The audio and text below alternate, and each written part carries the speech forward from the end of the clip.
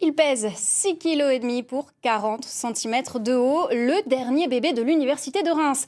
Un drone pour mesurer en direct les émissions et de manière très précise les émissions de gaz à effet de serre. C'est une première mondiale. Les présentations avec Clément Pravas et Paul-Antoine Boudet. À première vue, c'est un simple drone. Mais en réalité, c'est une petite révolution scientifique. Équipé de capteurs, l'appareil survole ce méthaniseur et rend ainsi visibles les émissions de méthane, le CH4, et le CO2, deux puissants gaz à effet de serre. Il y a une émission, donc c'est une sorte de panache, comme vous le voyez un peu quand vous regardez des cheminées. Des cheminées, vous voyez qu'il y a le panache, là, sauf que c'est visible parce que c'est de la fumée, donc vous voyez, ou de la vapeur d'eau des fois. Mais là, comme c'est du méthane, on ne le voit pas à l'œil. En direct pendant le vol, les données sont transmises sur cet ordinateur. On voit ici les gaz échappés du méthaniseur. Donc le drone cartographie, là on le voit en temps réel, hein, vous voyez, il cartographie un petit peu la zone.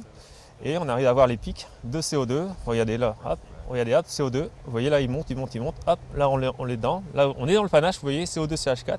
Une fois analysés, les résultats permettront aux propriétaires du méthaniseur de réduire ses émissions de gaz à effet de serre et de gagner en efficacité. Aujourd'hui, il n'y a pas de données concrètes, on a des grosses masses, mais on n'a pas de vraies données. Et ensuite, s'il y a un endroit où on voit qu'il y a des rejets, par exemple sur le stockage du digestat ou ce genre de choses, c'est pourquoi pas couvrir la lagune, améliorer nos pratiques. La suite se passe ici, à l'université de Reims, où les données sont modélisées en 3 dimensions. L'idée, c'est que ça permet d'identifier où est la fuite et de quantifier si c'est une petite, moyenne, grande fuite. Mais même plus loin, on donne un chiffre en grammes par seconde.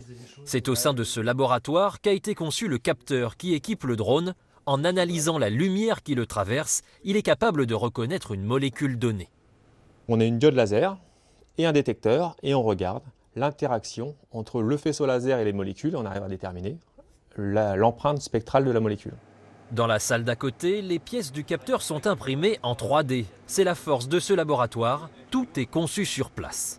On arrive à tout développer. C'est-à-dire qu'on développe de l'idée au prototype, à l'application, à la modélisation. Le drone est désormais en phase d'industrialisation et a déjà séduit Total pour équiper 90% de ses infrastructures.